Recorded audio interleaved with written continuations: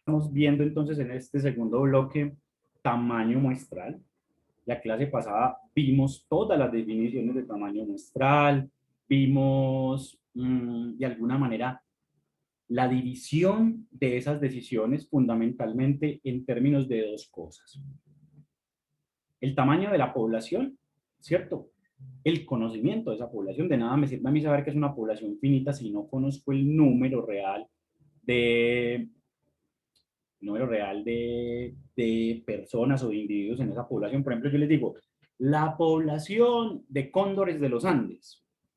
Ah, sí, es una población finita. ¿Y cuántos cóndores son? La población de armadillos. ¿Cuántos armadillos son? Son poblaciones desconocidas. Entonces, a pesar de que sea finita, no la conozco. Entonces, para efectos prácticos, cuando una población es finita, perdón, cuando es infinita o desconocida, es lo mismo.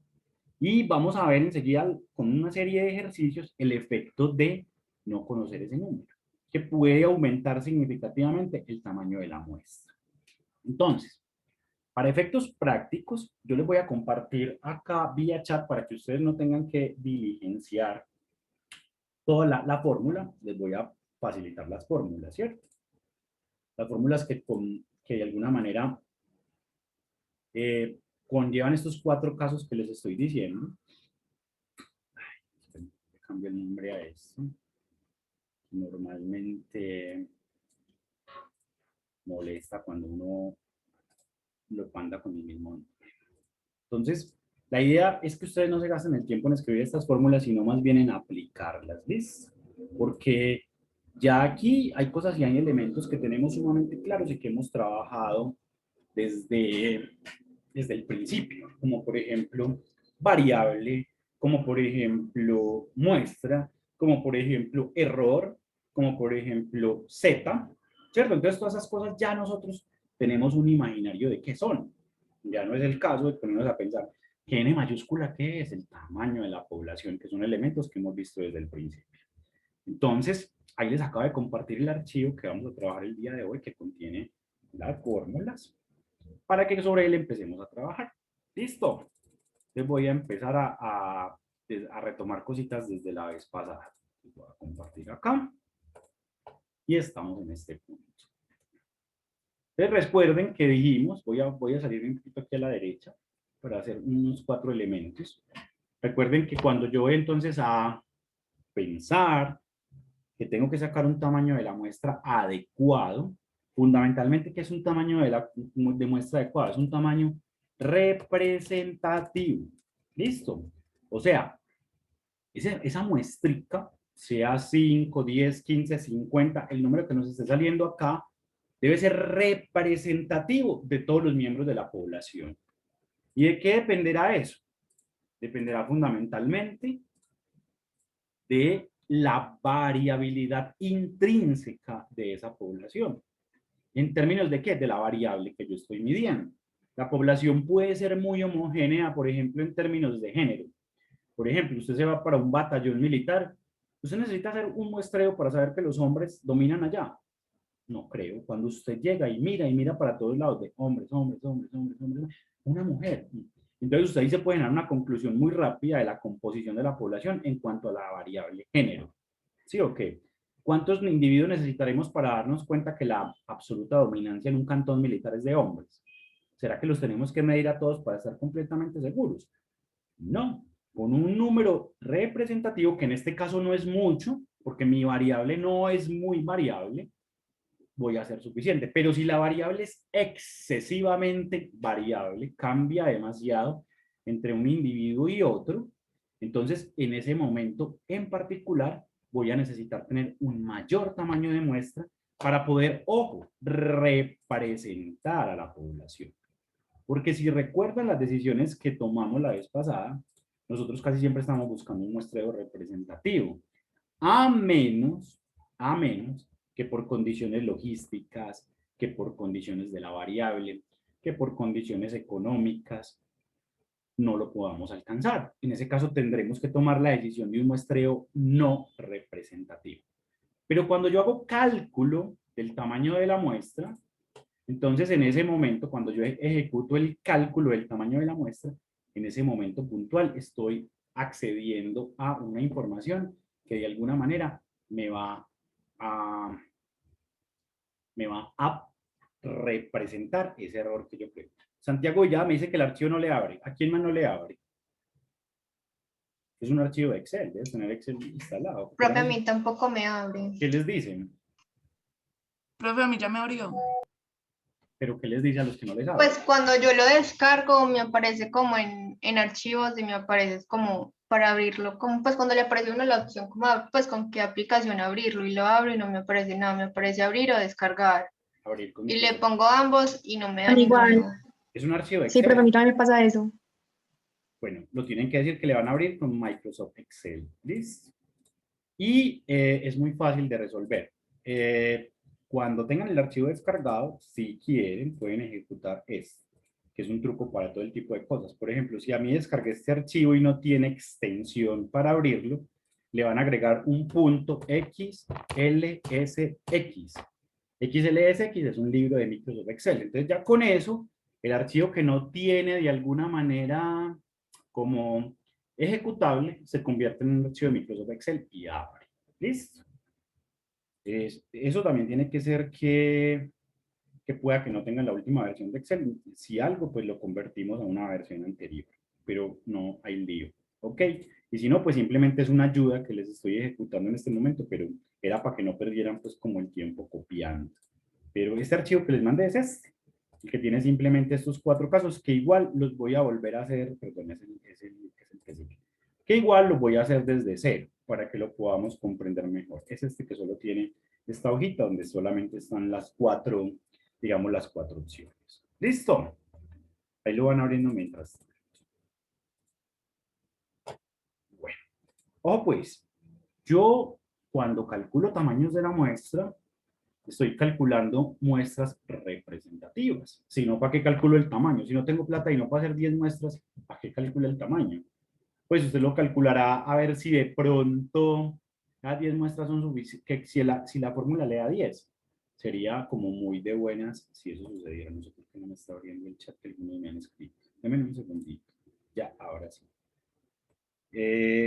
Chicos, no tengo solicitudes de ingreso a la sala. ¿Listo? No hay nadie en sala de espera para los que me están diciendo que los acepte. Entonces, revisen bien el compu o vuelvan a ingresar. Bueno, entonces, ojo pues, estamos en la decisión de muestreo representativo por ahora. Por ahora. ¿Listo? Por ahora. Es decir, vamos a calcular un tamaño de muestra que nos permita, de alguna manera, tener una representación de esa población. Y ustedes se preguntarán, ¿cómo desde una fórmula yo puedo garantizar la representatividad?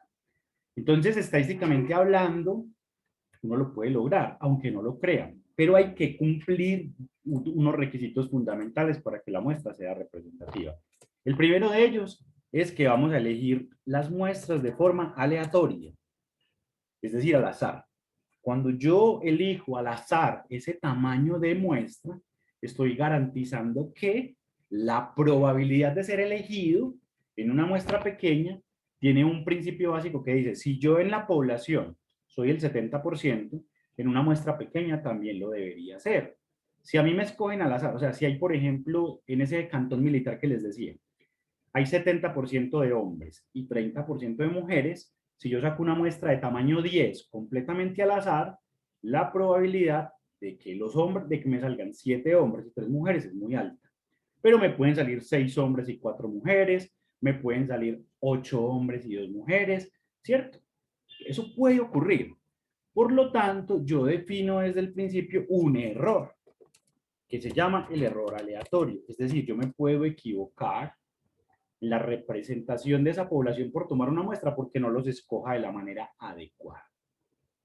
Y entonces uno dirá, listo, ¿cómo es adecuado? Primero, rífelos, que todos queden al azar, es decir, que lo más importante acá es la equiprobabilidad, es decir, que todos tengan la misma probabilidad de ser elegidos. Obviamente, ese sería el muestreo aleatorio simple, que ya vimos, pero a veces yo no lo puedo hacer completamente al azar, porque yo sé que dentro de esa población hay conglomerados, o hay estratos, o hay grupos, como lo vimos. Entonces lo que hago es separar los grupos y en cada grupo saco al azar los participantes del estudio. Porque si el grupo es muy chiquito, por ejemplo, hay 100 personas, uno es el rector, 99 son los docentes, cualquier cosa. Saco una muestra de tamaño 20, la probabilidad de que no me salga el rector es muy alta y él es importante ahí. Entonces, cuando las probabilidades son muy chiquitas, cuando son muy pequeñitas, hay que tratar de que queden con la misma probabilidad que tienen en la población de ser elegidos y eso se representará en el tamaño de la muestra que ahorita lo vamos a ver. Y finalmente, debemos cumplir el principio de la independencia. Es decir, que la elección de un miembro de esa... Sí, Santiago, lo va a hacer desde cero, dale. Que la probabilidad de cuando yo elija a alguien no condicione la probabilidad de elegir a otra persona. Por ejemplo, cuando uno les dice, vamos a armar grupos al azar, pero es que yo siempre trabajo con fulanita de tal. Desde ahí ya están rompiendo la independencia de la elección. ¿Listo? De la independencia de la elección. Entonces, yo tengo que, para garantizar esa representatividad, también garantizar que no tengo ningún sesgo de elección. Es decir, que no estoy eligiendo el que yo quiero, el que me pareció más bonito, porque yo les recuerdo, y lo hemos hablado acá en clase, interiormente uno tiene reglas de decisión, no conscientes, sino inconscientes, que uno ha adquirido a lo largo del tiempo y que se vuelven como un vicio, o sea, pues se vuelven un hábito inconsciente. Por ejemplo, uno cuando hace las cosas mecánicamente durante, por ejemplo, manejar, conducir, usted ya no piensa, meto primera, después de primera bajo a segunda, tengo que subir a tercera, eso lo hace usted la primera semana. Ay, estoy en segunda, nada, ya después usted lo hace sin pensar. Esa interiorización de un concepto aprendido que lleva a tomar una decisión se llama un heurístico, con H. El heurístico es una regla de decisión interna que tomamos basada en la experiencia personal. Y ese heurístico nos tenemos que desprender de él. ¿Listo? Nos tenemos que desprender de él porque uno a veces toma decisiones basados en como en cosas que uno cree o que le suenan o que le parecen. Y cuando uno está haciendo la elección de las muestras, uno no puede tener ningún sesgo de elección. Entonces, los heurísticos van a estar vetados y para vetarlos yo voy a tomar la muestra aleatoria. Esa muestra aleatoria entonces tendrá un método o una forma de hacerse siempre y cuando cumpla con un error que yo le estoy proponiendo y con una independencia. Por lo tanto, vamos a tratar de quitar esto, que esto es como el corazón, cuando uno elige con el corazón. En esta clase tristemente nos vamos a tener que desprender del corazón porque la independencia y el corazón no son buenos amigos. Entonces lo vamos a hacer todo es a partir de decisiones matemáticas. Listo, por eso las matemáticas dicen que es una ciencia tan distante del corazón. Pero si uno le pusiera matemáticas al corazón, se estrellaría menos en la vida. Entonces vamos a partir entonces de un principio básico. Heurísticos no. Vamos a tomar en cuenta esos tres principios. En ese orden de ideas, la primera pregunta que nos vamos a hacer cuando vamos a abordar un ejercicio de tamaño muestral es preguntarnos por la población. Esa es la primera pregunta que nos hacemos. ¿Listo?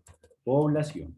Entonces, la primera pregunta que yo me hago con la población es tamaño. Recuerden que la población la vamos a nombrar como N mayúscula. Y entonces la pregunta que yo les voy a hacer es el tamaño. En esta pregunta de tamaño podrían surgir como,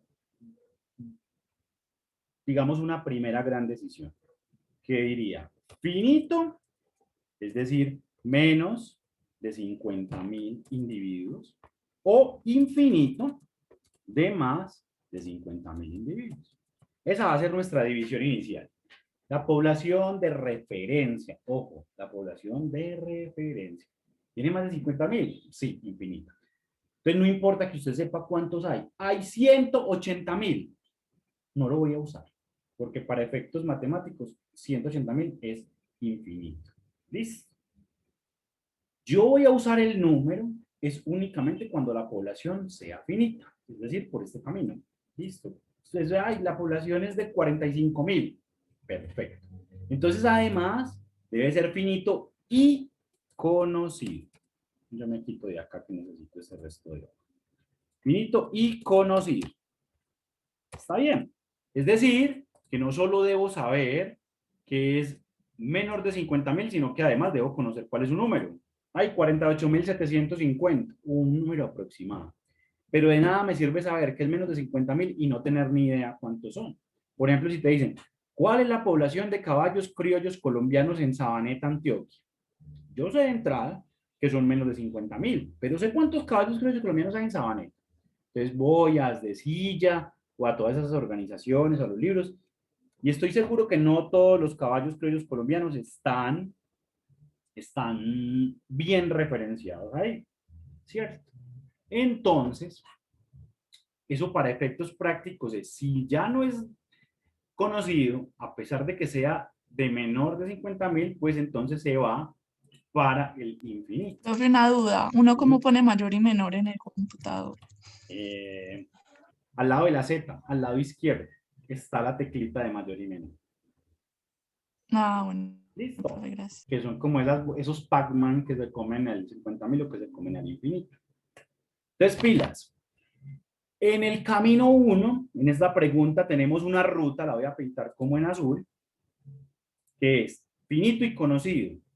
Y la segunda ruta sería infinito o desconocido. O sea, también yo puedo decir, ¿cuál es la población de bacterias? Infinita, pero no tengo ni idea. Pero si les digo, ¿cuál es la población de colombianos? Según el último censo somos 45 millones. Esa es infinita y conocida, pero de nada me sirve infinito, porque el infinito no se puede representar dentro de una ecuación. Por lo tanto, no vamos a tener en cuenta, cuando sea infinito, no vamos a tomar en cuenta el tamaño de la población. Entonces, este es el primer camino, esta es la primera gran decisión. Por acá me voy, 1 o 2. Cuando ya haya tomado la decisión de 1 o 2, entonces me pregunto cuál es la naturaleza de la variable. ¿Cuál es la variable que yo voy a trabajar? Y en esa variable tengo dos preguntas. Si la variable es cuantitativa continua o una variable básicamente categórica, en este caso es una variable de proporciones. Es decir, dicotómica. O sea, una variable que solamente pueda tomar dos valores. Sí, no, sano, enfermo, positivo, negativo. Por ejemplo, usted se va a hacer la prueba del COVID y allá no le dicen, ay, tu recuento de células, nada. Allá te dicen positivo, negativo, fin del ejercicio.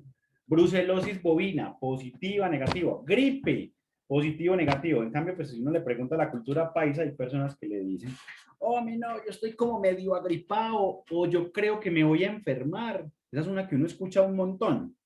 ¿Cómo hay que me creo que me voy a enfermar? Si ya tienes síntomas, ya estás enfermo. No es que me voy a enfermar, es que ya los síntomas delatan tu enfermedad.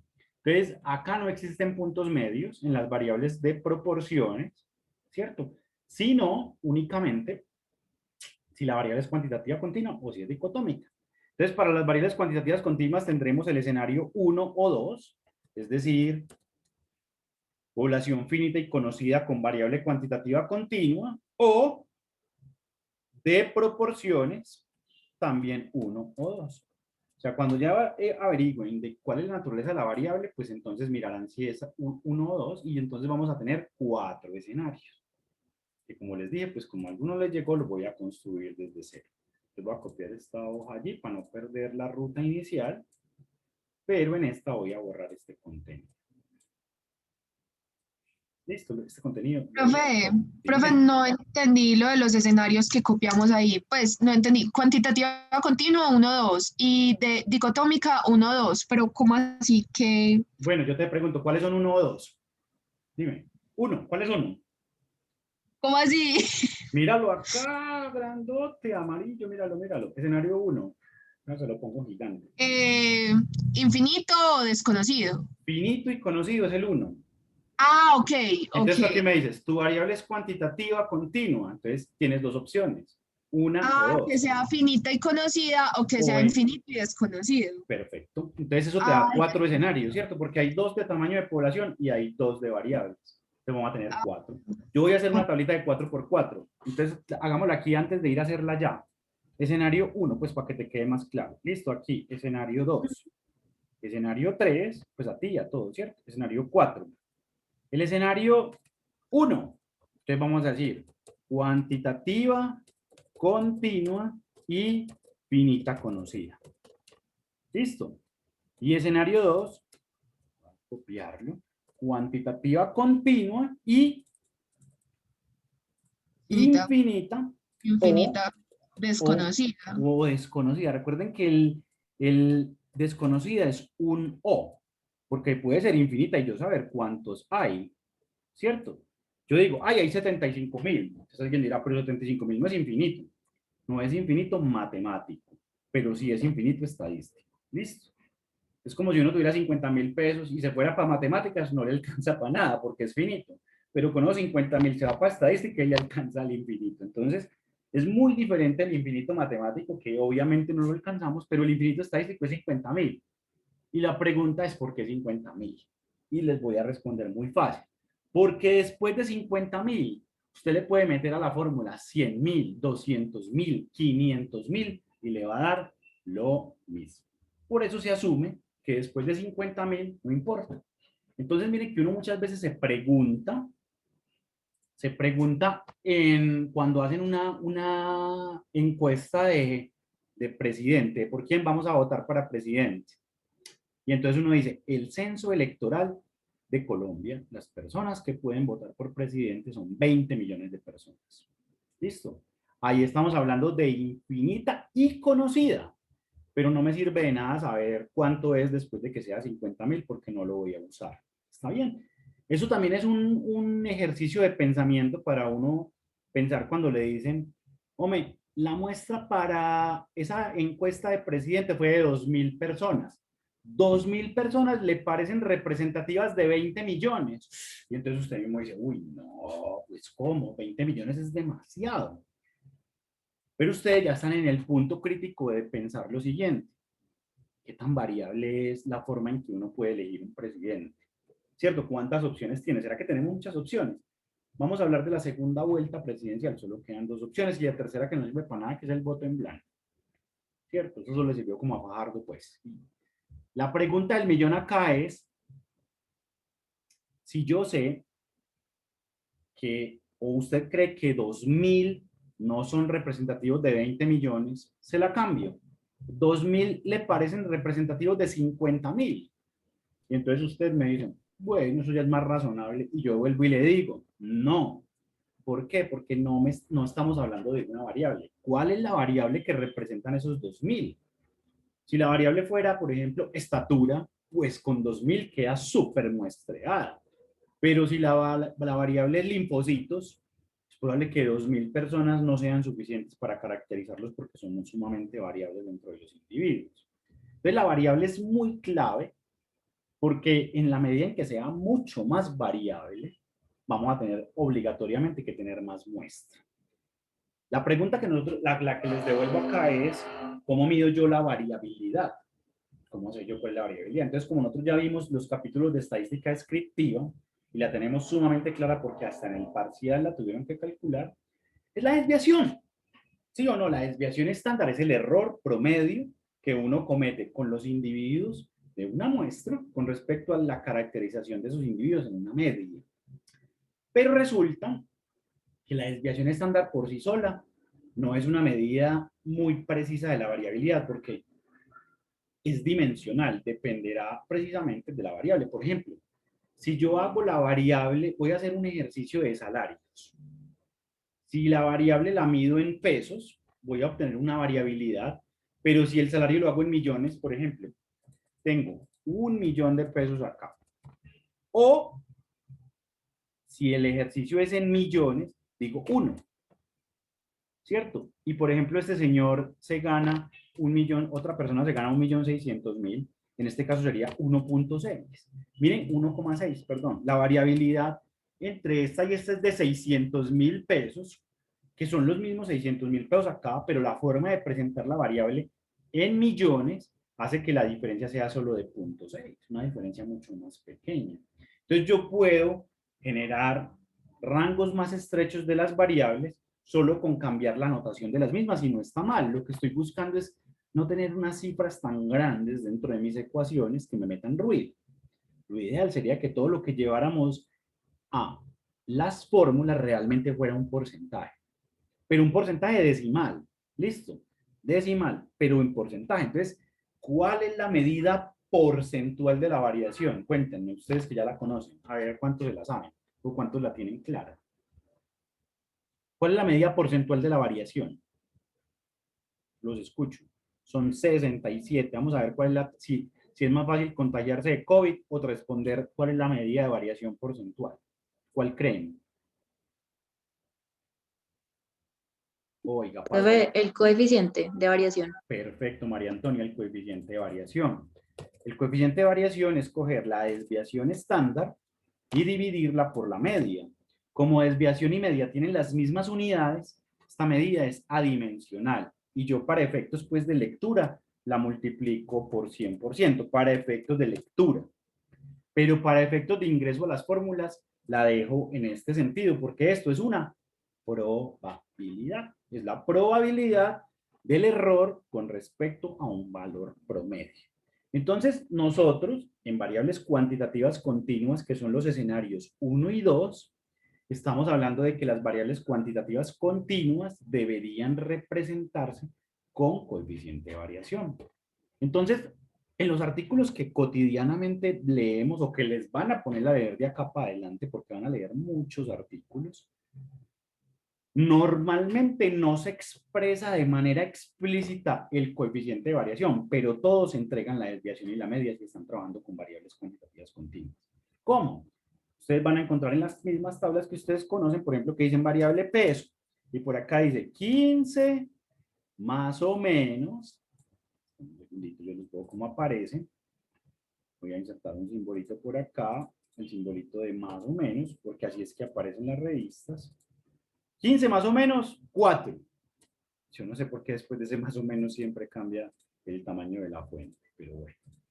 15 más o menos 4. Y por acá le dicen tabla, no sé qué, las variables están en media, más o menos, este lo voy a poner así para no ir por allá que me cambie el tamaño de la fuente, más o menos desviación estándar, standard deviation.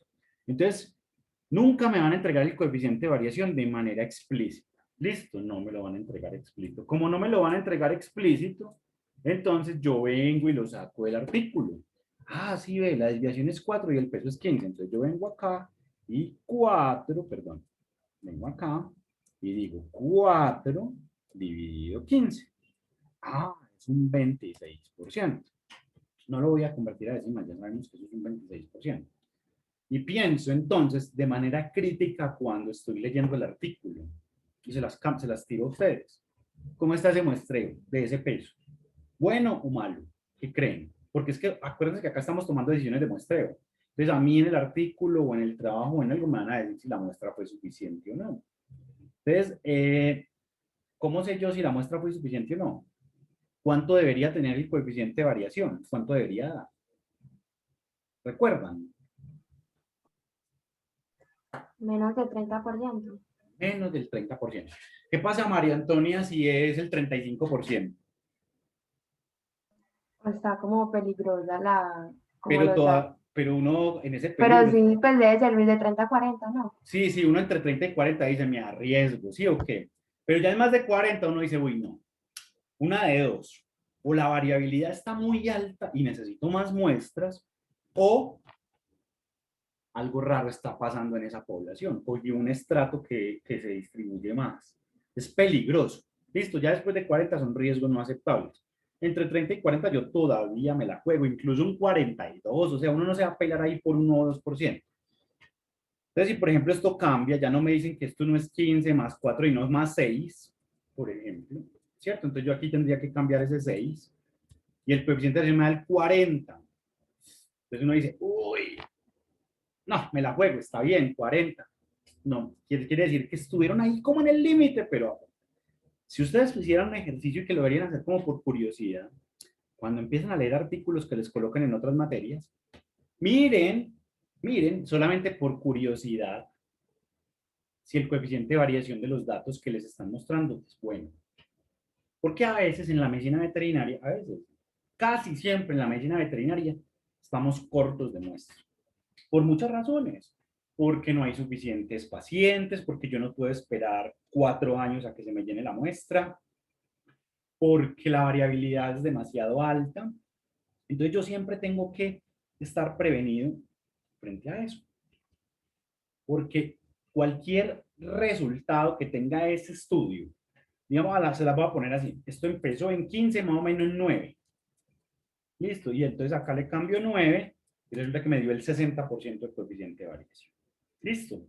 ¿Eso qué quiere decir? Miren lo que quiere decir, para que se imaginen el nivel de ridículo que uno puede hacer cuando admite coeficientes de variaciones muy altos. Resulta que la normalidad me dice, ¿cierto? A usted le piden, por favor, sácame el intervalo de normalidad para el peso. Entonces uno dice, el intervalo para la confianza del 68% es la media más o menos una desviación. Y para el 95%, que es el intervalo que yo quiero, es la media más o menos 2 desviaciones. ¿Listo? Entonces uno las va a construir con estos valores, con 15 y con 9. El primer intervalo iría entre la media, que en este caso es 15, menos 9, por abajo, y por arriba 15 más 9. Es decir, entre 6 y 24 kilos, es muy probable que esté el 68% de los datos. ¿Listo? Pero el intervalo que a mí me gusta o que me interesa por confianza, porque la confianza que manejamos en estadística es la confianza del 95%, que es superior a la confianza de la mamá, ya habíamos dicho eso. Miren lo que pasa. 15 menos 2 por 9. O sea, menos 3 kilos. Y por arriba, 15 más 2 por 9. 33. O sea que yo digo, con un 95% de confianza, los animales están entre menos 3 y 33 kilos. Imagínense cómo queda uno diciendo que los animales están entre menos 3 kilos. ¿Cierto? Y van a encontrar artículos en donde los intervalos son perversos. Porque no todas las revistas, pues, o sea, esos filtros a veces saltan, o no tienen alguien con estadística, o se puso el de las gafas, o no lo vio. Pero ese intervalo está nefasto. Pues que a mí me paguen para decirles que los animales de ese estudio están entre menos 3 y 33 kilos, me echan, ¿cierto? Porque ¿cómo va a tener un animal de menos 3? Entonces los intervalos hay que tratar de estrecharlos. Y ahí se van dando cuenta que quien hace que el intervalo se haga más grande o más pequeño es la señorita desviación. ¿Cierto? ¿Cómo disminuyo la desviación? Aumentando la muestra. Eso es fundamental. Porque a más muestra, se supone que logro recoger mejor la variabilidad, o sea que disminuyo el error. Eso es lo que dice la teoría y cuando lo hacemos en la práctica vemos que funciona. Por eso es muy importante que ese coeficiente de variación esté en sus medidas razonables, porque eso quiere decir que la variabilidad va a estar también controlada, que es lo que yo quiero. Por resulta que cuando uno va a hacer un estudio, uno no tiene una sola variable, tiene varias variables.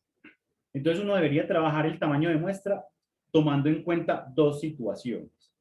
La primera situación es que tengo una variable estrella en el proyecto. Es que mi variable estrella es la ganancia de peso, porque mi estudio se llama Evaluación de la ganancia de peso de los cerdos suplementados con glicerol, que es un subproducto de la industria. Entonces, ¿cuál es la importancia de las variables? Usted al cerdo le va a medir peso, le va a medir otras variables, ¿verdad? Pero ¿cuál es la variable objetivo? La ganancia de peso. Entonces, como la variable objetivo tan determinante es la ganancia de peso, yo debo hacer el cálculo con la ganancia de peso. Si usted dice, yo voy a evaluar los parámetros hematológicos de una variable, y ahí ya usted no tiene un punto de elección donde diga, no es que los eritrocitos, los hematocritos, la hemoglobina es lo más importante, sino que usted dijo, los parámetros hematológicos habrá que hacerlos con todos. Y entonces este coeficiente de variación con el que mediremos la muestra será el más grande de todas las variables. O sea, hay que coger la más desordenada para evaluar el cálculo, porque si logro traer y meter en cintura a la variable que más se dispersa, pues las que están más concentraditas van a igual a resultar bien. Es como que justos pagan por pecadores. Entonces, si tengo una sola variable muy alocada y las otras muy controladas, por la alocada todas se van de más muestreo. A menos que sean muestreos diferenciales. Por ejemplo, si usted me diga, la toma de la información en sangre es así dispersa y el hisopado es menos disperso. Entonces, obviamente, voy a tomar más muestras de sangre y menos hisopados, porque no se sacan en la misma técnica, sino en técnicas diferentes. Pero si, por ejemplo, es en la misma muestra de sangre, yo no le voy a decir al laboratorio, analízame los eritrocitos de 100 y el hematocrito de 200. No, no lo hace, ¿cierto? Porque la línea viene completa. Entonces, tienen que ser 200 para todos. Entonces, vamos a tomar siempre como punto de partida la variable más dispersa, en el caso de que exista. Recuerden que estoy en el escenario 1 y 2 por ahora, o sea, variables cuantitativas continuas. Ya las vamos a ir a expresar con todo. ¿Listo? El escenario 3 y 4 tienen las mismas situaciones de población, finita conocida o infinita desconocida, pero ya la variable no va a ser de la naturaleza cuantitativa, sino que va a ser de naturaleza, a ver, inserto una columna acá para que me separe esto. Va a ser de naturaleza dicotómica o de proporciones. Entonces, proporciones, infinita conocida, y aquí abajo proporciones, infinita conocida. Miren que es muy interesante pensarlo en términos de proporciones, porque las proporciones nos van a ayudar muchas veces. A veces estamos interesados en trabajar casuísticas muy particulares. Por ejemplo, usted me dice desde los criterios de inclusión que sus muestras tienen que ser perritas que lleguen para ovaristerectomía, pero que lleguen con piómetra. No todos los animales que llegan a ovaristerectomía llegan con piómetra. Entonces, en ese caso, por ejemplo, dicen, el 10% de los animales que llegan para ovaristerectomía llegan con piómetra. Ahí ya tenemos un. ¿Cuántos con piómetra? 10%. ¿Cuántos con no piómetra? 90%. Entonces, ese tipo de variables donde tenemos casuísticas, los vamos a hacer con proporciones. Y las proporciones se van a llamar P y Q. P es la probabilidad de sí, de enfermo, de positivo, de cualquier cosa que marque, ¿cierto? Entonces yo le digo, ¿usted es feliz, sí o no? Porque imagínense que el 10% de este grupo es feliz en clase y el 90% no. Habrá que hacer algo para cambiar eso. Entonces, la P es lo que, no necesariamente es lo que estamos buscando, sino es lo que marca. Entonces, por ejemplo, brucelosis bovina del 10%. Entonces, la P será ese 10%. Y la no P, que es la Q, será lo que le falta a P para llegar a P más Q para llegar a 1. Porque si estamos hablando de probabilidades, el mundo de las probabilidades no excede el 100%, ¿cierto? Entonces aquí sale el principio básico de que P más Q valen 1. 1 es la probabilidad completa. Miren que cuando cogíamos la tabla de frecuencias y sumamos todas las frecuencias relativas, ¿cuánto nos deben dar? 1. Al que no le dio 1 en el parcial, fue porque no tenía claro qué era la probabilidad. Es que yo no les estoy evaluando que construyan la tabla de frecuencias. Eso lo hace hasta Excel, o sea, usted jala las cosas y eso se automatiza. Lo que yo les estoy evaluando es el sentido crítico con el que construyen la tabla. Si usted me pone y la tabla le suma 1,5 y usted sigue como si nada, quiere decir que no aprendió qué está haciendo. Porque no es calcular. Yo para calcular llamo a alguien que maneje Excel. Vení, súmame esto, sácame esto. Pero si yo no sé interpretar lo que me está entregando, ¿para qué estoy acá? Las probabilidades no pueden, y les he dicho y les he hecho el ejercicio con futbolistas, ¿sí o no? Les he dicho, tiene que ser uno muy futbolista para salir a decir que va a dar el 150%. Aunque yo sé que algunos en algún momento de la vida, en un coaching motivacional por ahí se los habrán dicho, porque eso lo usan mucho allá, porque el número abruma. Vamos a dar hoy el 200% de nosotros. Y la gente, el 200%. Este coaching está mejor, en el otro nos hacían dar solo el 100%. Miren cómo suena eso cuando uno ya tiene este conocimiento, ¿cierto? Asimismo suena el que me entrega una tabla de frecuencias que suma 1,5. Es el futbolista. No, el profe nos dijo que éramos el 150%. Entonces el profe será profe de fútbol, pero no profe de estadística, ni siquiera pasó por una universidad. ¿Por qué es importante conocer las probabilidades? Porque las probabilidades le ayudan a uno a tomar decisiones. Listo. Uno siempre se tiene que ir en la vida, bueno, técnicamente hablando, por lo que sea más probable. Entonces, pero hay también cosas en la vida que son de pequeñas probabilidades y que hay que pelear por ellas. Por ejemplo, usted se acerca a la persona que le gusta después de ver este curso y ya le puede hablar, hola, ¿cómo estás? ¿Cuáles son mis probabilidades contigo? Y le dice, 1 en 100. Y entonces usted dice, tengo una probabilidad del 1%. Ahí tienes dos opciones, o darte cuenta que es muy poco probable que esa persona llegue a vos, o si tú eres amante de las pequeñas probabilidades, tú te vas diciendo, uy, pero al menos me dijo que tenía uno.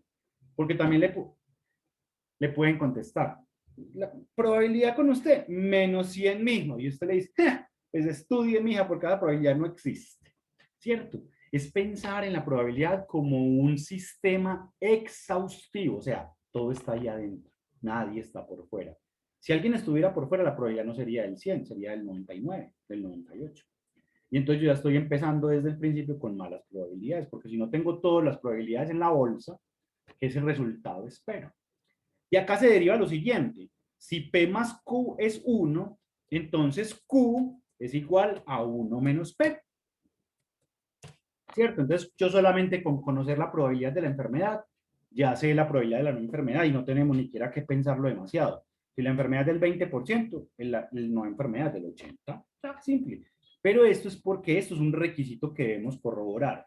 Y así como en la tabla de frecuencias anterior, del parcial anterior, les dije que corroboraran que la suma fuera el número de datos, que, miren, errores, por ejemplo, que me acuerdo de ese parcial. Les dije 1200 datos, les dije de qué número a qué número tenían que escoger. Y hubo gente que 1148 datos, 1500 datos, otros en la hoja del ejemplo. Es que yo lo hice también a propósito y ustedes no se dan cuenta. En el ejercicio anterior lo habíamos hecho con 1000. Entonces ustedes cogían la hoja con la que habían construido esos 1000 y ni siquiera cambiaban la referencia, entonces seguían trabajando con 1000 datos. Ahí se da uno cuenta que son ejercicios mecánicos. Y esto no es lo que yo quiero en mi estadística. Yo no quiero que ustedes se aprendan las cosas de memoria, sino que desarrollen, y se los dije desde la primera clase, el pensamiento crítico. Hombre, esto sí hará esto, ¿y por qué? ¿Cierto? Por ejemplo, si a mí me salen estos, o por ejemplo, hay uno buenísimo, unos buenísimos. El rango de los datos que les tocó era desde 90 kilos hasta 600 y la media les dio 900 kilos. Y siguieron haciendo todos los cálculos con una media de 900 kilos. Y yo les pregunté en el parcial, ¿viste? Esa media siquiera existe dentro del rango de datos. Si están entre 90 y 600, ¿de dónde sale un promedio de 900? Entonces no es hacer el cálculo, es que el cálculo es secundario.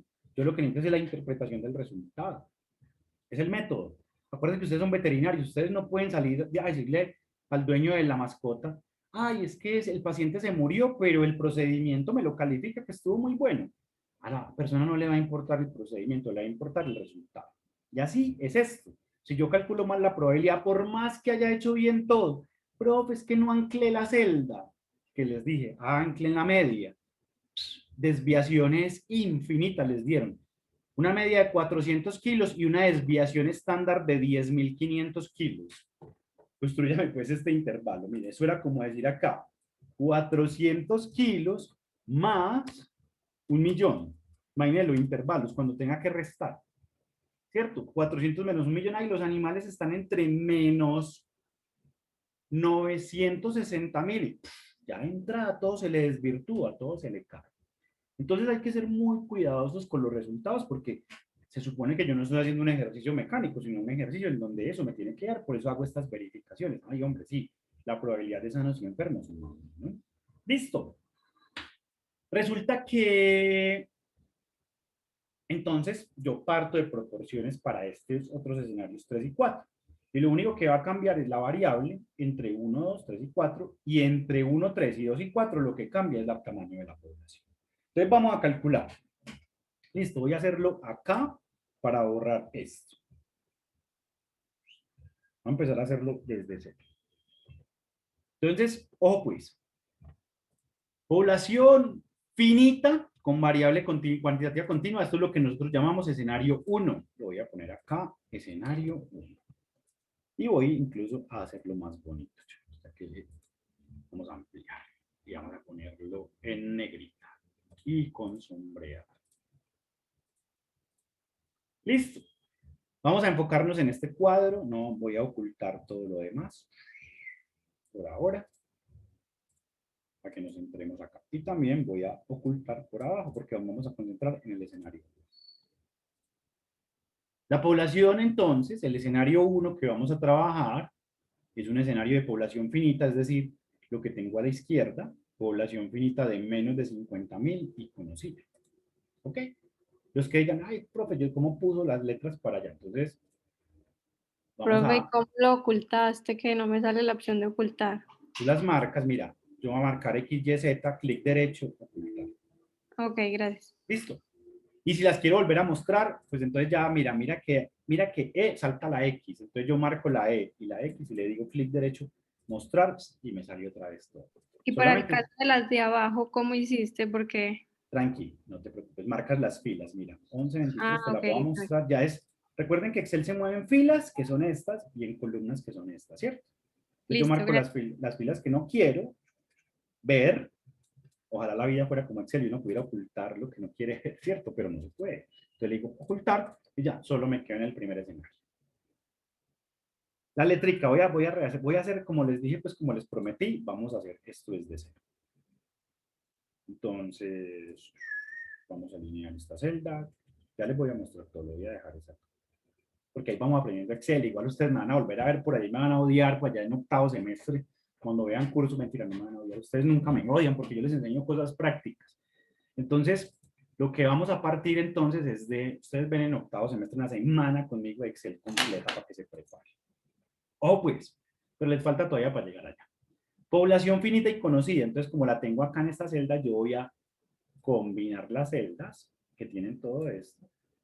Y le voy a decir combinar celdas, que es este botoncito de acá, combinar y centrar. Pero yo no quiero que quede así porque eso me ocupa demasiado espacio. Las voy a poner a mirar hacia arriba. Entonces, en este botón de acá, que se llama el de dirección del texto, el de orientación, yo puedo ponerlo vertical, de arriba hacia abajo, o en el ángulo que ustedes quieran. Entonces le digo formato de alineación y miren que me sale esto. Entonces yo simplemente lo pongo a mirar para arriba, o lo pongo a mirar para abajo, o lo pongo con un ángulo, como ustedes quieran. Yo lo voy a poner a mirar para arriba. Y ya, queda mucho más bonito, mucho más amigable, y lo voy a cerrar para que no me ocupe tanto espacio en la pantalla. Para poder yo salir, si no me toca ocultarme, y no es lo mismo explicarles sin que vean lo que les estoy diciendo.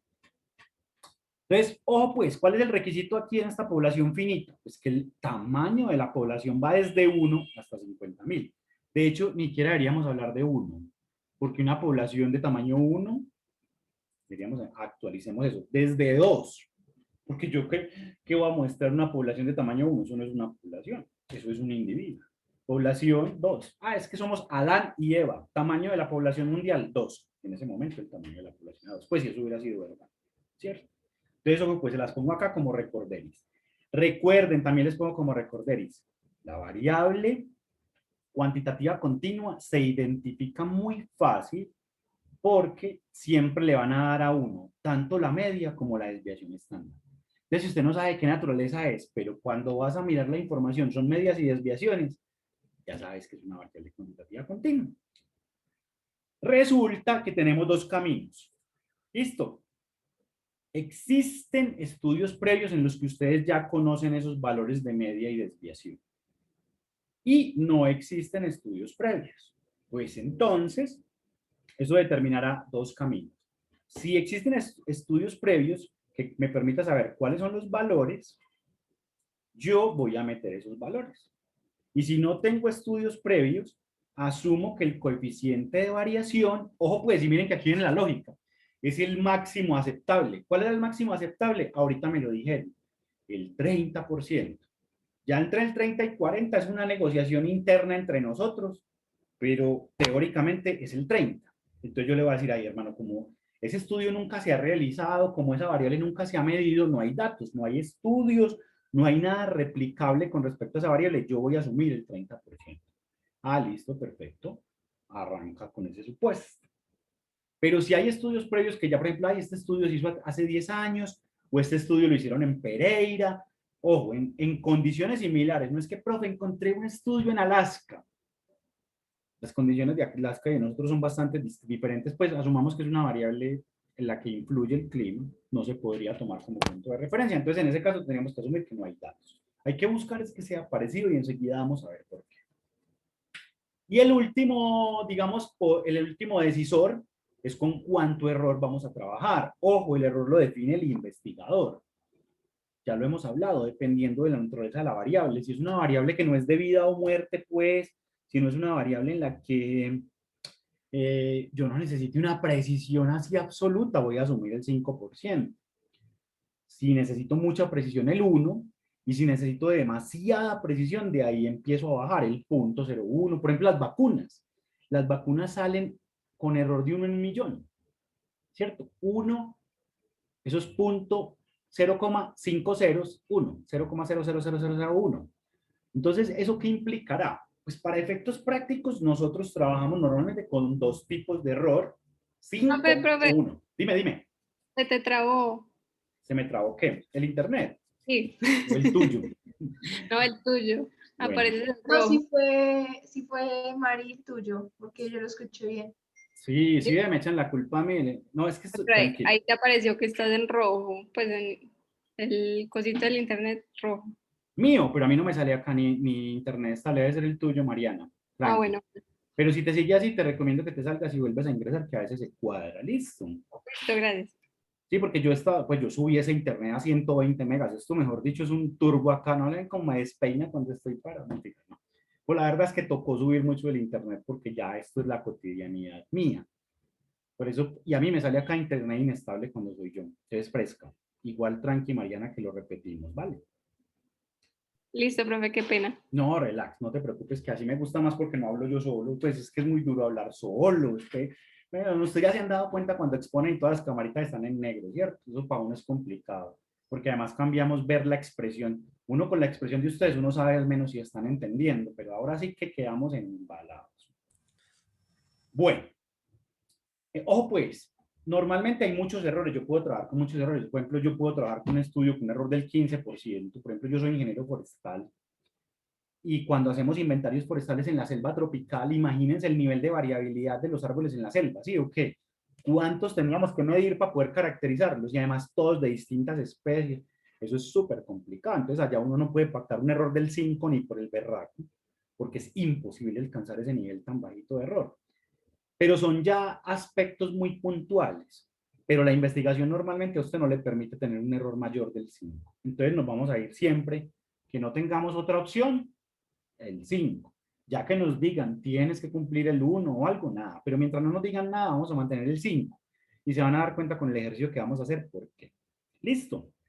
Resulta que todas las normales que existen en el mundo, o sea, nosotros tenemos una normal para cada media y desviación. Entonces, por ejemplo, si mi media era 400 kilos y mi desviación era 50 kilos, el valor en el que yo tengo ese error del 5%, pues será un valor, no sé, digamos de 450, yo no sé cuánto es.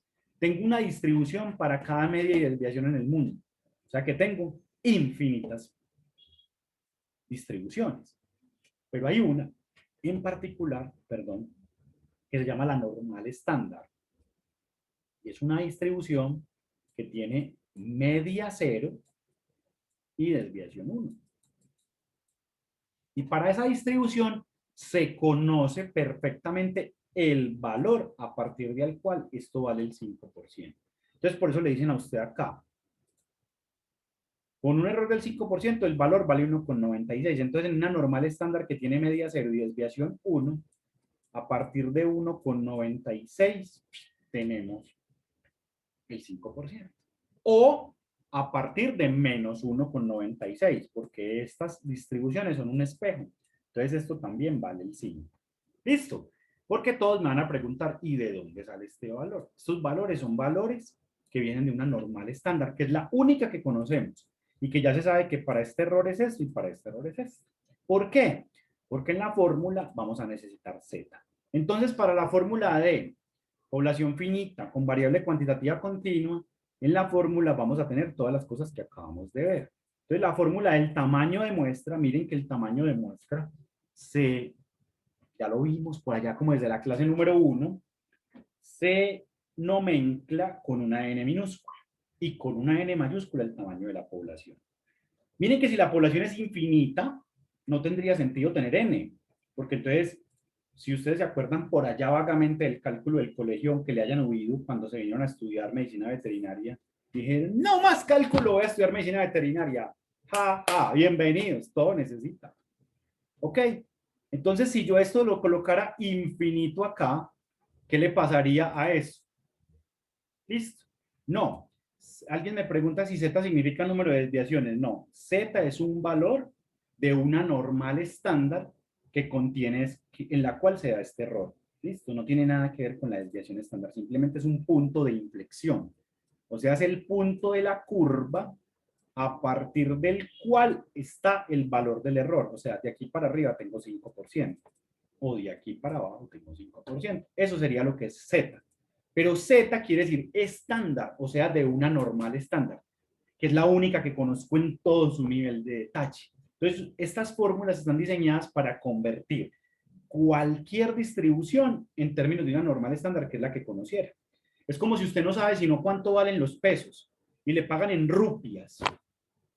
Usted no va a llegar a la tienda, buenas, ¿cuántas rupias vale una Coca-Cola? ¿Sí o no? Pues porque además de que se le ríen, pues suena ridículo. Entonces usted primero dice, ¿cómo está la rupia? Hace la conversión a pesos y ya sabe cuántas plata tiene en pesos. Eso equivale lo mismo a la Z. Convertir los valores de mi propio ejercicio a unos que ya conozco. Eso es fundamentalmente Z. Entonces, ojo, si yo tengo población infinita, lógicamente no puedo tener n en la ecuación.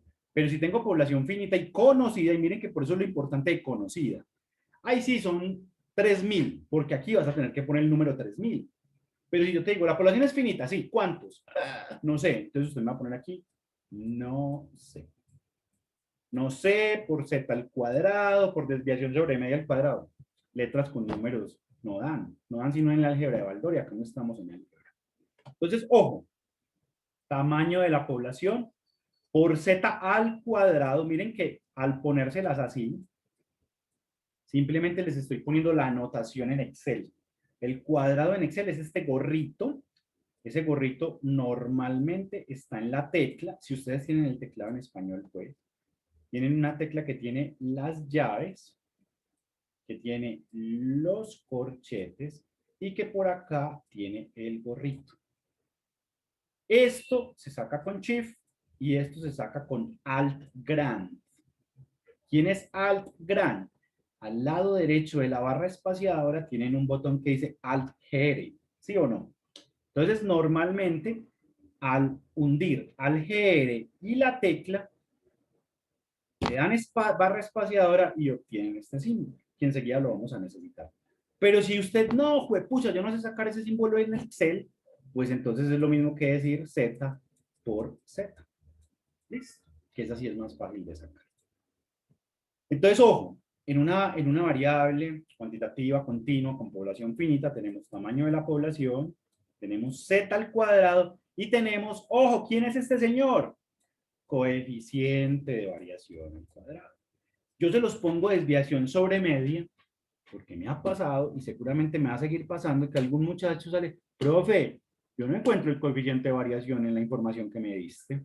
Pasa todos los días. ¿Por qué no ponen atención? ¿Quién es el coeficiente de variación?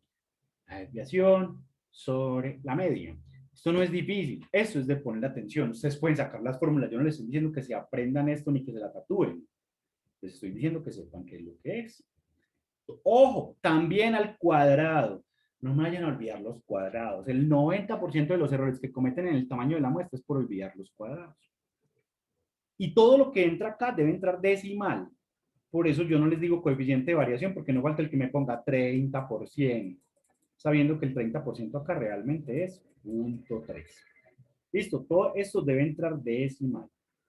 Entonces, eso lo vamos a dividir por el error al cuadrado, por n-1, y esto es muy importante. ¿Por qué -1? Porque tanto esta desviación como esta media son valores estimados, no son valores reales de una población. O yo los estoy trayendo de otro estudio, o me los estoy inventando. Cuando digo que valen 0.3, pues no me los estoy inventando. Estoy poniendo un límite, pero son valores artificiales. no son valores reales, así estén calculados. Entonces el principio estadístico dice que yo no puedo acumular errores porque eso es como una bola de nieve. Empieza a crecer y cuando termino aplastado por ella. Cada que detecte un error, lo tengo que anular.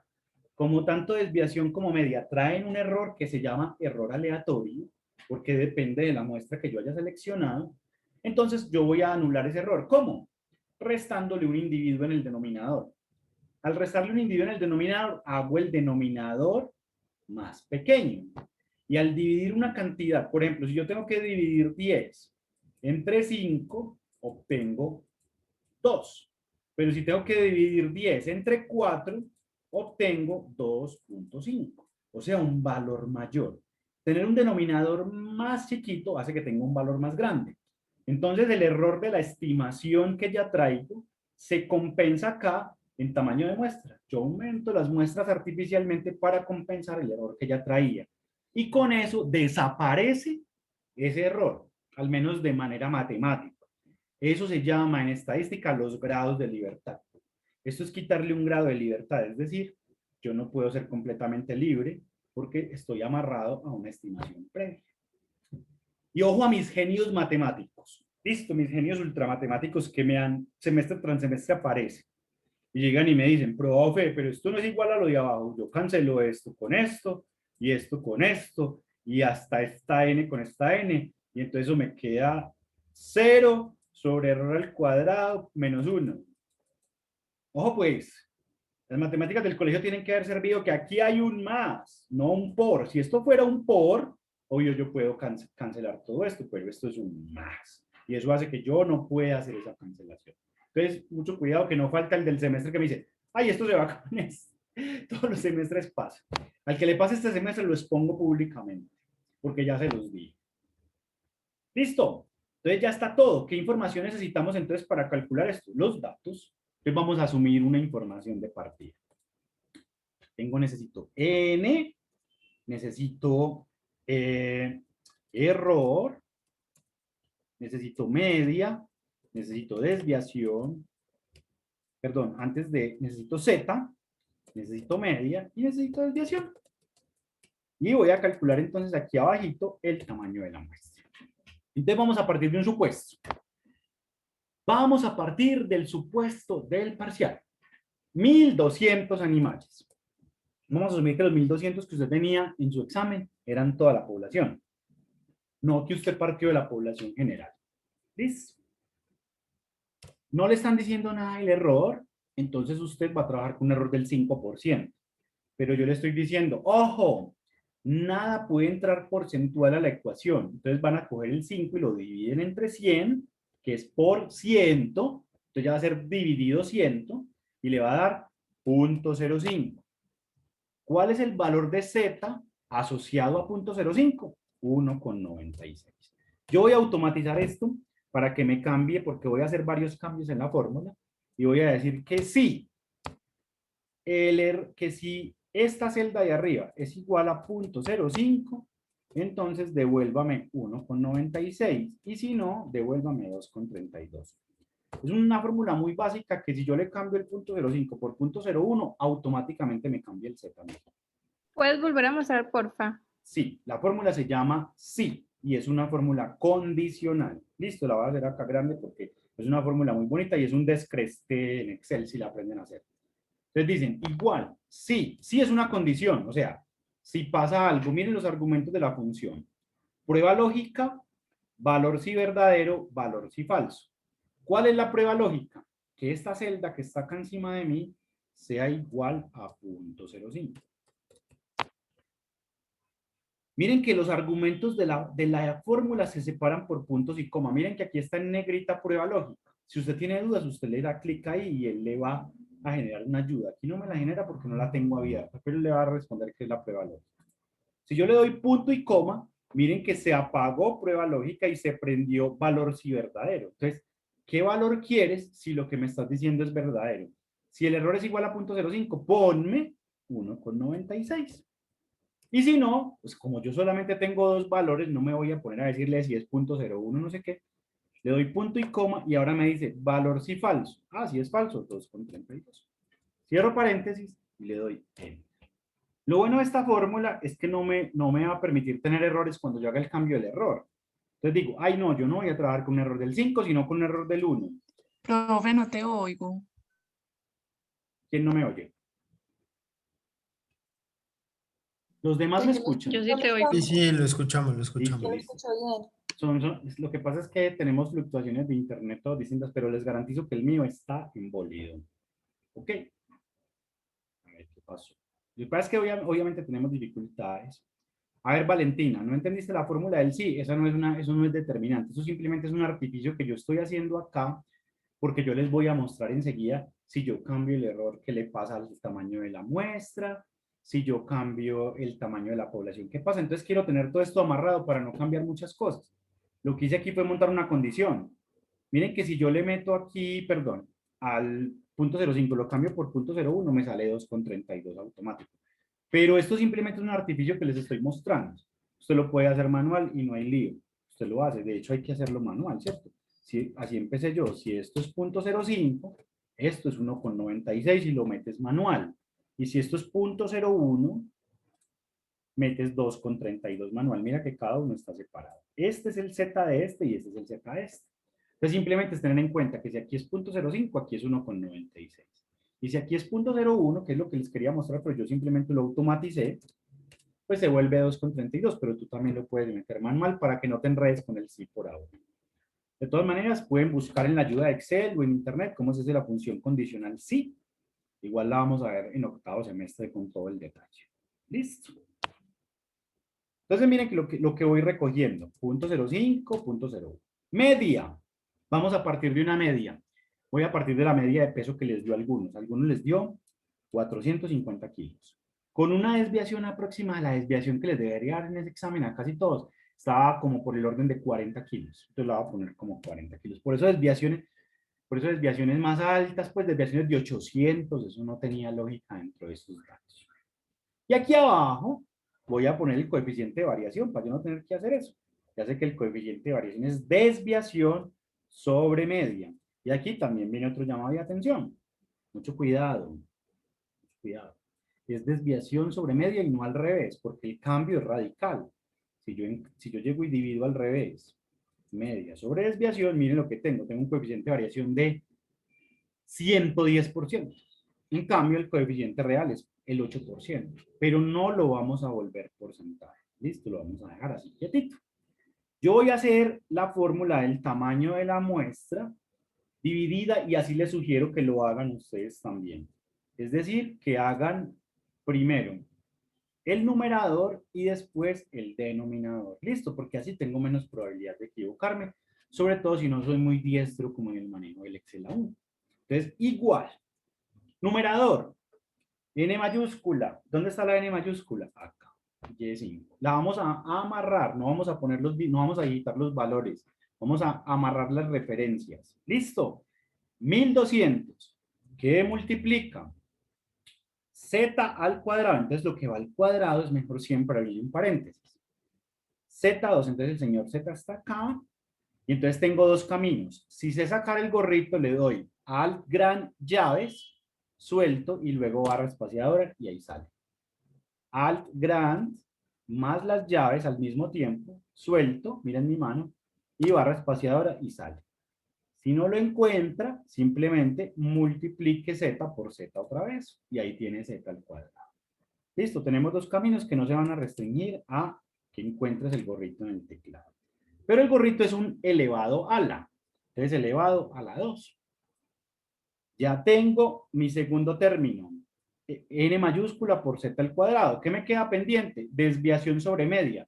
Pero ¿quién es desviación sobre media? Ya la hice aquí para ahorrarme ese paso.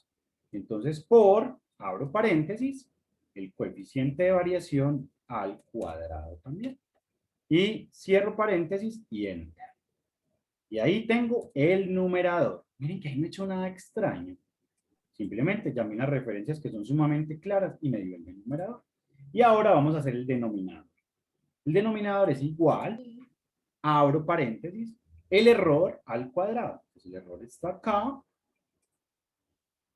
Lo elevo a la 2, cierro paréntesis, por abro paréntesis, porque todas estas operaciones se hacen dentro, n-1, o sea, 1200 menos 1, cierro el paréntesis, más, y se lo digo 3 veces porque este es un error muy frecuente, más, abro paréntesis, z a la 2 por, y ahí sí por otra vez, coeficiente de variación al cuadrado. Yo me muevo un poquito, voy a apagar esto un momentito para no tapar nada. Listo, y ya están estos términos. Error al cuadrado está acá, n-1 está acá, z2 está acá, desviación sobre media a la 2 está acá. Enter. Y, Profe, dime, la verdad yo estoy perdida. a ver, ¿por qué estás perdida? Cuéntame. Desde la media. ¿Cómo así que es de la media? O sea, es del parcial pasado. No, pues acá en esa, porque no entendí cómo sacaste CB y eso. ¿Qué es CB? Dime tú qué es CB, Manuela. Coeficiente de variación, lo acabamos de explicar. ¿Quién es el coeficiente de variación? Mira, me voy a parar acá. La desviación sobre la media. ¿Cierto? Mira, esto que hay acá en la fórmula que dice desviación sobre media, ¿cómo se llama técnicamente para nosotros? Lo repasamos. Se llama CB. Sí, entonces yo lo calculo acá, pero tú también, o sea, tú no lo tienes que calcular. Tú también lo puedes meter en la fórmula directo si te parece más fácil, simplemente desviación sobre media. O sea, yo lo hago es para simplificar las cosas, pero acá donde tienes y10 sobre 2, pues entonces hazlo por el camino lento. O sea, por desviación sobre media y la elevas al cuadrado. Y ya, te da lo mismo. Sino que yo lo hice acá de una vez para ahorrarme esa división. Y porque ahorita voy a tener una situación. ¿Qué pasa si yo no tengo estos dos valores? Tengo que cambiar el coeficiente de variación, no la desviación ni la media, sino todo el paréntesis. Entonces, por eso lo voy a cambiar acá artificialmente. Listo. Por eso lo hice así. Pero el coeficiente de variación simplemente es la desviación sobre la media. Entonces, por eso lo hice acá. Desviación sobre al cuadrado. Coeficiente al cuadrado. Ahora sí me entiendes o no. Sí, profe. Si no, sin pena. Ustedes están aprendiendo, no les dé pena aprender. Les pena cuando uno sabe y no hace uso de ese conocimiento. Pero ustedes están acá para aprender, ¿o no? Que yo soy su profesor y lo tengo sumamente claro. Yo no espero de ustedes que se sepan esto y ojalá y lo supieran y podríamos avanzar en más cosas. Pero no es mi objetivo. Listo. Numerador y denominador calculados de manera independiente. ¿Qué nos falta? Dividir esto por esto. Y me da que el tamaño de la muestra es 12,02. Pero yo no puedo tener muestras que tengan decimales, porque entonces yo te digo, hey, Manuela, vaya, tráigame 12,029 animales. No puedes. Entonces el tamaño de la muestra siempre lo vamos a aproximar hacia arriba. Y ya sabemos cómo aproximar hacia arriba, ¿cierto? Redondear punto más. Aquí sale la ayudita. Redondea un número hacia arriba en dirección contraria a 0. Abro paréntesis. A quien quiero redondear hacia arriba es a él. Con punto y coma. Número de decimales, 0. Ya esa la conocen. Cierro paréntesis. Y el tamaño de la muestra es 13. Entonces imagínense que si su tamaño de la población fuera 1200, con un error del 5% y con los resultados que obtuvimos, tendríamos que muestrear solo 13 animales para encontrar la media y la desviación con un error del 5%. Ese sería el escenario base. Y entonces acá es que uno empieza a responder algunas preguntas. ¿Qué pasaría si la población crece mucho? ¿Qué pasa si la población pasa de 1200 a 5000? ¿Qué creen que le pasa a la muestra? Tenemos que crear más animales, ¿no?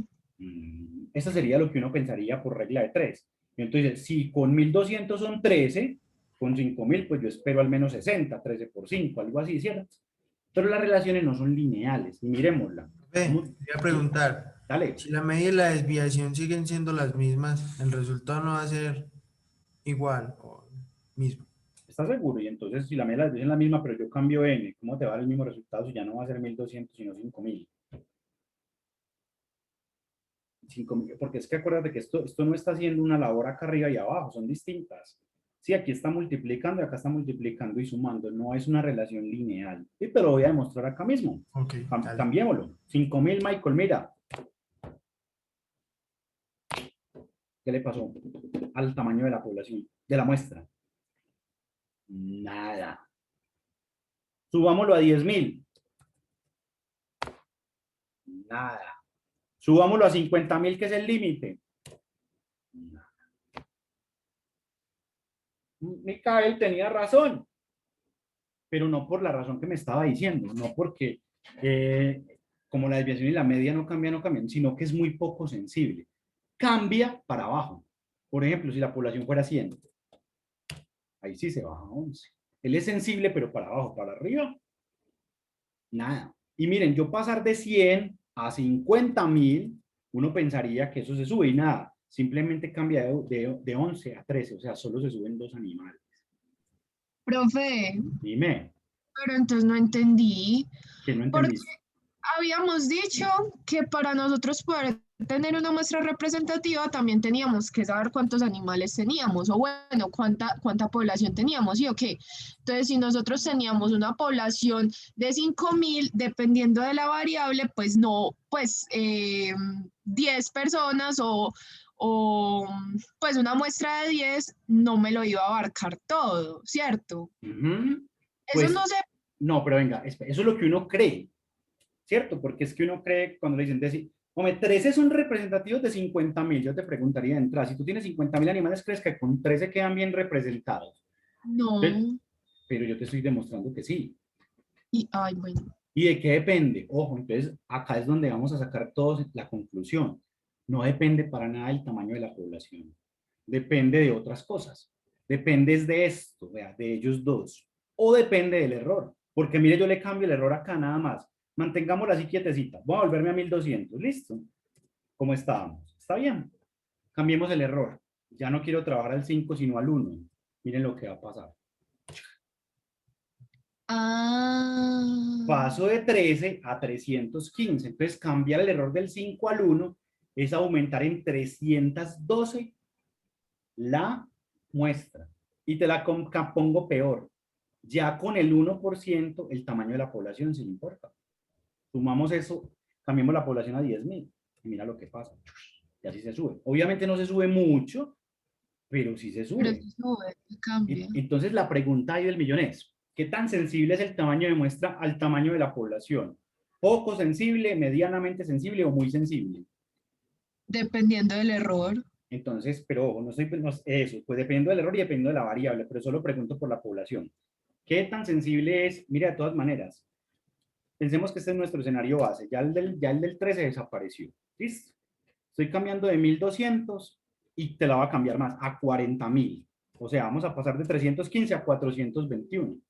Aumenté la muestra en 38.000 y se me subió solo en 100. O sea que es muy poco sensible al tamaño de la población.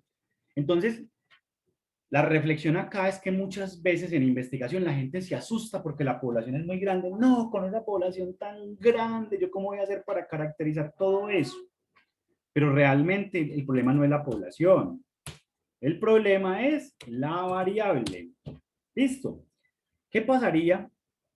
Aquí tienes la información de la media y la desviación. Sí, yo no soy un tris porque se tendría esto. Y me corro para acá. Yo estoy tapando eso. ¿Qué pasaría? Mantengamos la misma posición inicial si ya no tengo medias y desviaciones, no hay estudios previos. ¿Qué dicen? Si no hay estudios previos, asumir que el coeficiente de variación vale 0.3. Entonces voy a cambiar este 0.08 por 0.3. ¿Listo? Y miren lo que le pasa al tamaño de la muestra. Y sí, pasa de 13 a 125. Pregunto entonces, la desviación estándar, ¿qué tanto influye en la muestra? ¿Bajo, medio o mucho? ¿Qué creen? Pasamos de 13 a 125. Mucho no, pues Pero, ojo, comparativamente, cuando cambiamos la población, poco, muy poco, ¿cierto?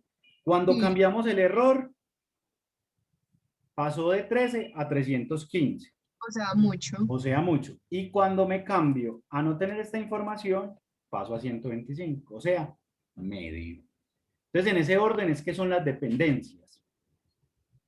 Lo más dependiente del tamaño de muestra es el error. O sea, entre usted más precisión quiere, tiene que coger más datos. Y eso es lógico, ¿sí o no? Si yo quiero ser muy preciso, tengo que tener más información disponible. Si yo no tengo datos, miren, les voy a poner el peor escenario. Error del 1, ¿sí o no? Y coeficiente de variación de 0.3.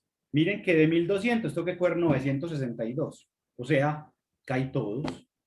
¿Cierto? Incluso por aquí voy a poner un indicador para que ustedes vean qué porcentaje. Ay, no, se me salió esto. ¿Qué momento escogió esto para empezar a saltar? ¿A ustedes también les está saltando allá? Sí, profe, profe. está poniendo negro. Deme un segundo. Ya no. Ah, No, ya no, porque apagué la cámara. Listo, bueno. ya no. No sé qué pasa. Ese es el Zoom a esta hora. Es que el Zoom como después de las 7:30 ya no quiere trabajar más. Miren pues, para que ya, es que obviamente ya no me he dado cuenta ni siquiera qué hora era.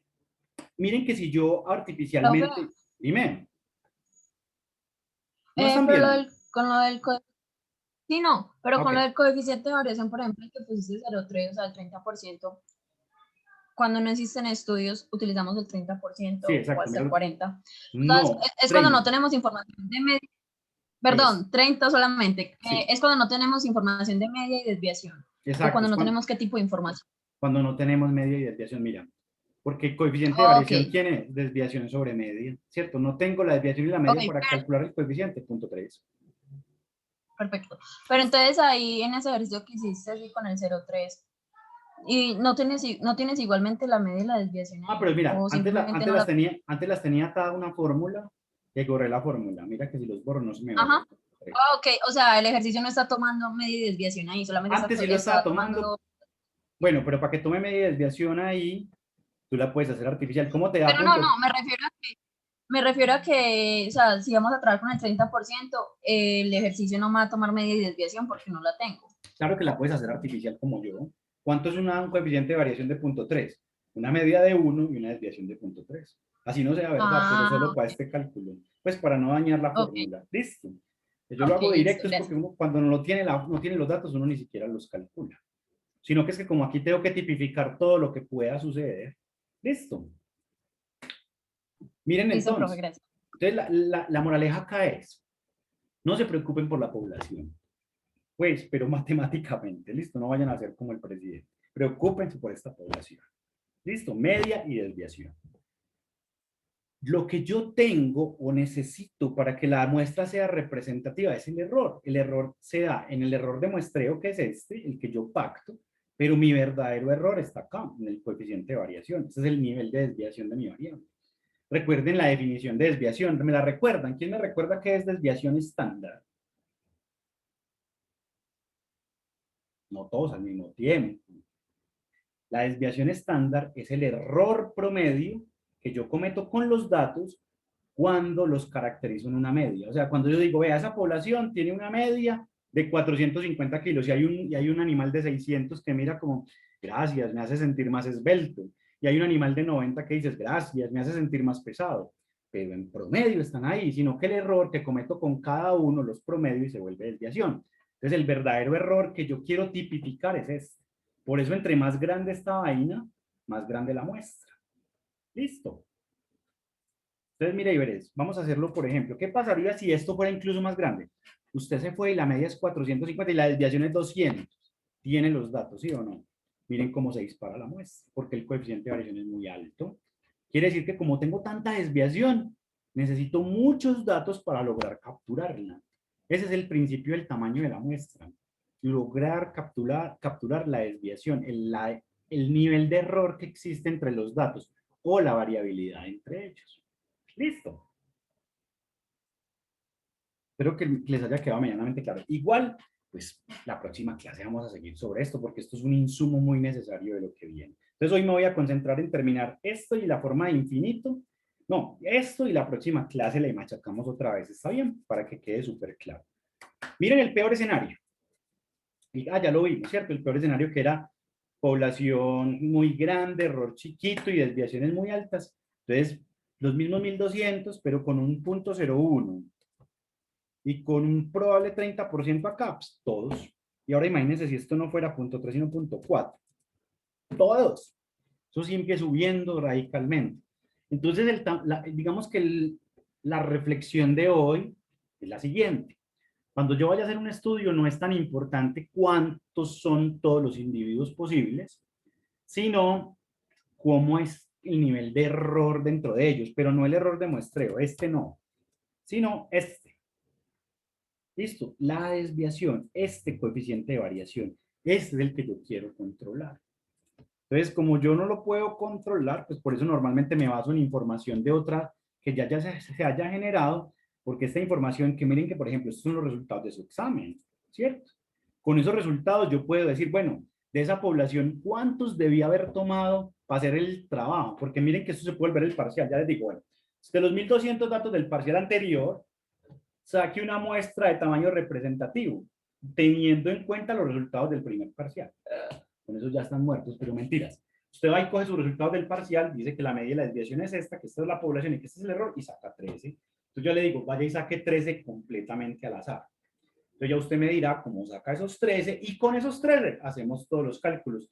Y los resultados de esos 13 son, y esta es la verdadera razón de ser representativo, son extrapolables a estos 1200. Entonces todo lo que usted encuentra en estos 13 se lo puede decir que son para todos, porque la muestra está cumpliendo con un error de muestreo y está cumpliendo con un coeficiente de variación que había previamente. Obvio, entre más grande ese error, pues más grande, aumentemos esa desviación a 100, más grande era la muestra. Ya no tengo que hacer 13, sino 72. Y estos 72 le garantizan recoger esa variabilidad. ¿Con cuánto? Con un 95% de confianza. Entonces el tamaño de la muestra a veces se toma muy a la ligera, pero es el principio del estudio. Si yo desde acá estoy calculando mal lo que necesito, ¿qué puedo esperar del resto del estudio? Que no sea representativo. Y entonces por eso les digo que auditen los artículos que ustedes están leyendo. ¿Cómo auditarlos? Es decir, cojan la media, cojan la desviación y miden el coeficiente. Si son coeficientes de más del 50%, todo lo que diga el artículo que hay para allá es basura, porque los resultados de ese artículo no se le pueden extrapolar a la población, a menos que le digan estudio de caso, o a menos que le digan muestreo no representativo. Pero es que los investigadores son muy vivos y omiten la palabra no representativo para tratar de que su investigación pase por representativa, pero eso ni es ético ni es verdad. La representatividad de la investigación es esa. ¿Cómo yo voy a sacar una conclusión equivocada? Por ejemplo, si la verdadera, digamos que un muestreo no representativo, vamos a coger una desviación bien alta, 300, eso está jodido, necesitaría coger 436. Y usted se va con esta media de desviación que encontró en el estudio, le da este tamaño de muestra, y usted va a ver el N del estudio, y el N del estudio es 50. ¿Qué conclusiones sacamos ahí?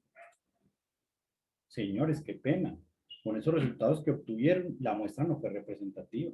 Como hay que 50 y tiene una desviación del 66, deberías haber tenido una muestra de 436 para poder decir conclusiones. Entonces, es determinante en el cálculo del muestreo hacer un esfuerzo lo más alto posible por conseguir estos valores en estudios previos o en información de alguien que haya trabajado la variable para poder encontrar un valor más lógico. Miren, si yo parto de esto, pero después me encuentro un estudio como el que ustedes acaban de hacer en el parcial 1, que me dice 4, o sea, ustedes no saben nada, mejor dicho, están acá en punto 3. Lo voy a hacer así, aunque esto no se haga porque no es de rápido. Si usted no sabría nada, en esta población tendrías que tomar 125 animales de muestra. Pero hiciste un esfuerzo, conseguiste el estudio y te diste cuenta que teníamos 450 y 40. Imagínate, de 125 que tenías que muestrear, pasaste a 3 por haber conseguido un buen estudio. Entonces hay que tratar de siempre conseguir esta información en la medida de lo posible para disminuir la cantidad de muestras. Porque a veces las muestras no son baratas, ni fáciles de conseguir, ni ocurren en el tiempo muy rápido. Sí, entonces es básicamente por eso.